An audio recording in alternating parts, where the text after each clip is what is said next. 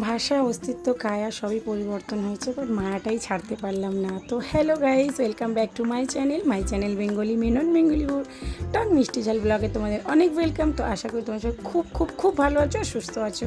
আর এই যে একদম সকাল থেকে দেখতেই পাচ্ছ হচ্ছে ব্লগটা শুরু করেছি, কারণ ছেলে স্কুলের ড্রেস পরেছে। তোমরা জানোই আমার ছোট ছেলে একদম সকালবেলা স্কুলে যায় ওই 7:30 পৌনে 8টা। তো আগের দিন রাতে গিয়েছিলো পার্টি, ভুড়িভোজ হয়েছে, ওই জন্য আজকে আর ছাতু দিলাম না। ও কিছুই খেতে চাইছিল না, কিন্তু আমি ওকে একটু চিনি মুড়ি দিলাম। ওটাও ভালোবাসে, আর ওটা খেলে হোপসো পেটটাও ঠিক থাকবে। মানে এমনি পেট ঠিক আছে, কিন্তু আমি সবসময় এই জিনিসগুলো একটু খেয়াল রাখি। আর ওয়েদারটা বুঝতেই পারছো খুবই বাজে, ঝিমঝিম ঝিমঝিম করে লেগেই রয়েছে। বৃষ্টি যেমনটা আগের দিনে লেগেছিল সেই রকমটাই লেগে রয়েছে।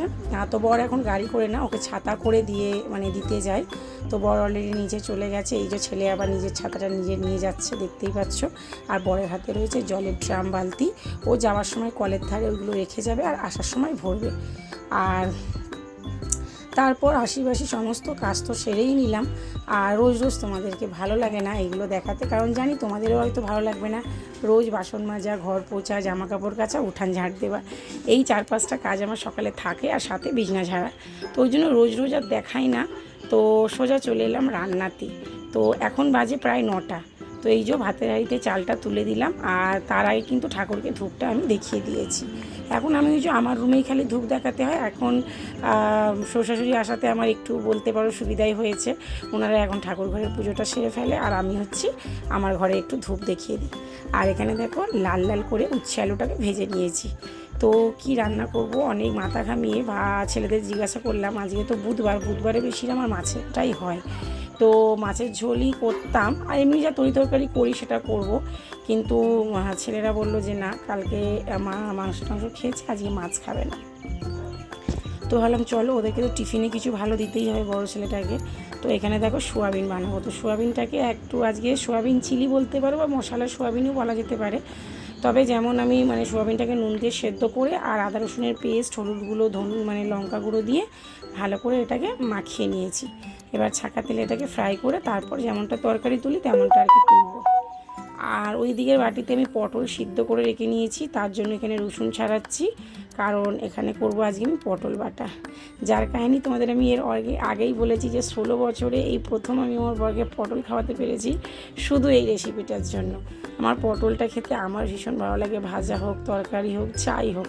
বাট বর যেহেতু খায়নি, এবার একটা সংসারে বলো আমরা হাউস ওয়াইফরা কিছু রান্না করতে গেলে কিন্তু আগে বর ছেলেদের কথাই ভাবি, যে ওরা কি খাবে, ওদের কি ভালো লাগে, সেটাই বেশি করে থাকি। কম সময় নিজেদের জন্য ভাবি যে আমি খাবো, আমার জন্য বানাই। বা একার জন্য বানাতেও দেবে একটু বিরক্ত বোধ হয়, যে কতটা বানাবো, আবার একবেলা খাবো, আবার অল্প তো হবে না, অনেকটা হবে, আবার ওবেলা খেতে হবে। তো এই রকম। তো ওই জন্য খুব কমই আমার পটল খাওয়াটা হতো। আর সত্যি কথা বলতে তোমাদের এর আগেও আমি বলেছি যে আমার দিদিবাড়ি থেকে সবজি টবজি আসে, আমার বড় জামাইবাবুর সবজির ব্যবসা। তো সেখানেও অনেক অনেক পটল থাকে। তো সেই পটলগুলো অনেক সময় ফেলা যেত, জানো তো, একা কত খাবো, ফেলা যেত। যেমন শ্বশুর শাশুড়ি এখানে থাকতো না, কারণ ওনারা থাকলে ওনারা বানিয়ে নেয়। তো এখন সেই জিনিসটা অ্যাটলিস্ট বন্ধ হয়ে গেছে বন্ধুরা। এখন যতই পটল আসুক দিদি যাবে ঘর থেকে, আমার কোনো টেনশন নেই। পটলের এই চাটনিটা করলে আমার ছেলেরা, আমার বর সবাই খুব ভালোবেসে খায়। আর সত্যি কথা বলতে আমি তো পটল লাভার, বাট আমার এই রেসিপিটা দারুণ লাগে গরম ভাতে। তো দেখলেই বন্ধুরা, সোয়াবিনগুলো বেশ লাল লাল করে একবার ভেজে নিয়েছি, আর একবার ভাজছি। আর এখানে পটলের তরকারিটা তুলবো, কালো জিরে আর পেঁয়াজটা ভেজে পটলটা পেস্ট করে রেখেছি, ওটা দেব। আর পেস্ট করার সময় কিছুই না, খালি শুকনো কাঁচা লঙ্কা আর রসুন দিয়েছি, ব্যাস। তো এটাই হচ্ছে কথা বন্ধুরা। তো এখানে দেখো রান্নাবান্নাগুলো করে নিচ্ছি। তো একটা কথা কী বলো তো বন্ধুরা, বিয়ের পর আমি আমার আর নিজের দিক থেকে ভাবি যখন, যে আমি আমার এই বিয়ের সম্পর্কটাকে টিকিয়ে রাখার জন্য সব কিছু নিজের মধ্যে চেঞ্জেস এনেছি। আমার নিজের ভাষা চেঞ্জ করে দিয়েছি, আমার নিজের অস্তিত্ব মিটিয়ে দিয়েছি, সব কিছু চেঞ্জ করে দিয়েছি। কিন্তু কী বলতো, মায়া ছাড়া যায় না বন্ধুরা, তাই না বন্ধুরা? মায়া বলতে কী বলো তো বন্ধুরা, খাবার, এই যে কিছু কিছু খাবার, পটলটা আমি ভালোবাসি, বড়োর জন্য কম খেতাম, কিন্তু খাবারটা ছাড়তে পারিনি। খাওয়া দাওয়া হোক আর সম্পর্ক হোক, সেই সম্পর্কের মায়া আর খাওয়া দাওয়ার মায়াটা আমি ছাড়তে পারিনি। আবার এটাও বলা ভুল হবে বন্ধুরা যে সম্পর্কের মায়া আমি ছাড়তে পারিনি, এটা বললে আমি আবার নিজেকে বেঈমান ভাববো। কারণ একটা সময় সত্যি কথা বলতে আমি সম্পর্কের মায়াগুলোও ত্যাগ করে ফেলেছিলাম বাপের বাড়ির দিক থেকে।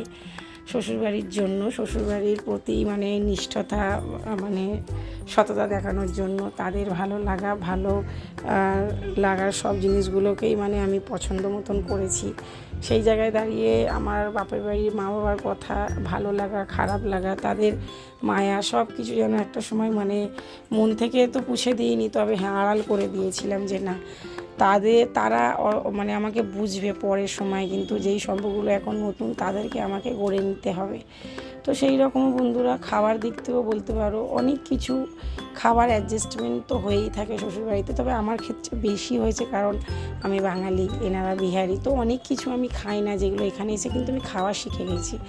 কেন বলো তো শিখেছি বন্ধুরা? কারণ সেগুলো আমি মন থেকে শিখতে চেয়েছি। যে কোনো জিনিস যখন আমরা মন থেকে করতে চাই বন্ধুরা, দেখবে সেটা হয়েই যায়।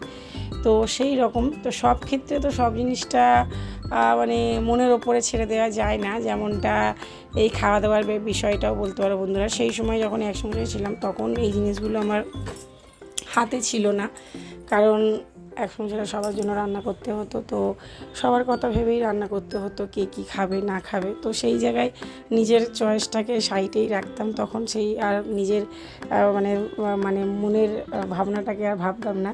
কিন্তু এখন যখন আমার নিজের একটা সংসার হয়েছে আর সেই সংসারে আমার এই কিচেনটা আমি আমার মতন করে সেটাকে নিজের মতন করে চালাই, তো সেই জায়গায় আমার আর নিজের মায়া ত্যাগ করার দরকার নেই বন্ধুরা। আমি আমার ভালোবাসার পটল খাবো। তো সেই জন্য আর এখন বড়রাও খায়, ওরাও খেতে শিখে গেছে, তো এখন খুব ভালো হয় রান্নাবান্না করতে, অত হেডেক হয় না। তোমাদের সাথে কথা বলতে বলতে বন্ধুরা দেখো আমার রান্নাবান্না কিন্তু এগিয়ে গেল। আমি রোজ চেষ্টা করি বন্ধুরা তোমাদের সাথে সকালের ব্লগটাই তুলে ধরার, কারণ আমার সকালে ঘুম থেকে ওঠার পর থেকেই কিন্তু আমার 10টা-11টা পর্যন্ত সংসারে প্রচুর কাজ থাকে, রান্নাবান্না আরও যেসব আশিবাসি।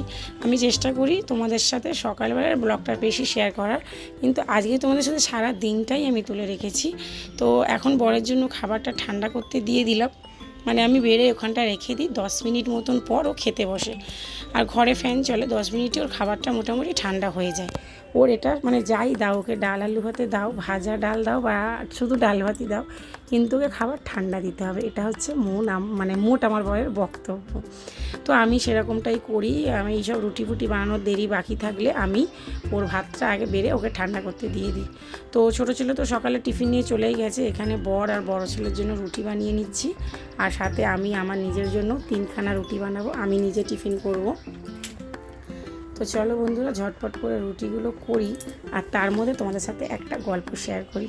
আজকে জানো বন্ধুরা আমার সকালবেলা আমার ছেলে যখন আমার বরের মাঝে মাঝে শরীরটা ভালো থাকে না, ওর সকালে উঠতে ইচ্ছা করে না, আমি বলি চ বাবু আমি তোকে ছেড়ে দিয়ে আসছি, কিন্তু না, ওর পাপার সাথেই যাবে। বর গাড়ি করে নিয়ে যায়, বা আগে যেমন বরের সাথে যেত, হেঁটে যেত, গাড়ি তো ইদানিং করে বর নিয়েছে, তো কিন্তু ও বরের সাথে যাবে। এই যে আমার ছেলের যেই বায়নাটা বাবার সাথে যাব, এই জিনিসটা জানো তো আমার দিকে খুব ভালো লাগে, কারণ একটা সময় আমার মানে কোথাও না কোথাও আমি নিজেকে দেখি আমার ছেলের মধ্যে, কারণ একটা সময় আমিও নিজেও ঠিক এই রকমটাই ছিলাম বন্ধুরা।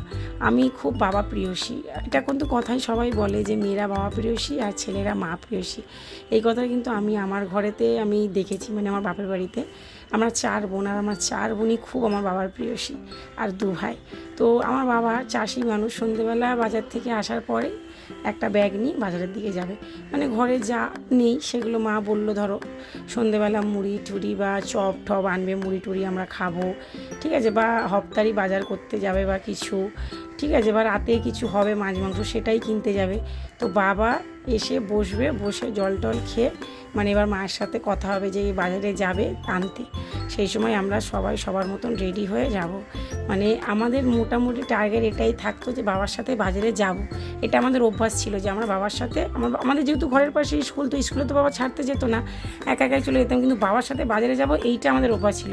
কিন্তু কথাটা হচ্ছে 4 বোন আর বাবার হাত হচ্ছে 2টো, তো বাবার হাতকে ধরবে, তো এইটা নিয়ে আমাদের মধ্যে খুব ঝামেলা হতো। সবাই আগেতে গিয়ে বাবার গায়ে গায়ে সেটে সেটে দাঁড়াবো, বাবা জামা পরবে, পয়সা নেবে, ততক্ষণে সেটে সেটে গিয়ে দাঁড়াবো, বাবার হাতকে ধরবে। তো যাই হোক বন্ধুরা, এইগুলো মানে ছেলেদের মধ্যে মাঝে মাঝে আমাদের নিজেদের ছোটোবেলা মনে পড়ে যায়। তো চলো বন্ধুরা, অনেক গল্প হলো। তো এটা হলো রাতের মেনু বন্ধুরা, ঝাল ঝাল চিকেন আর গরম গরম রুটি। আর ছেলেরা এখানে পড়াশোনা করছে। আমার রাতের ডিনার কমপ্লিট। আর সন্ধেবেলাও একটু চাউমিন বানিয়েছিলাম, কারণ এখন শ্বশুরের শরীরটা একটু খারাপ, ওর জন্য উনি ঘরে রেস্টে আছে। তো এখন সবাই মিলেমিশেই খাওয়া দাওয়া হচ্ছে। ব্লগটা কেমন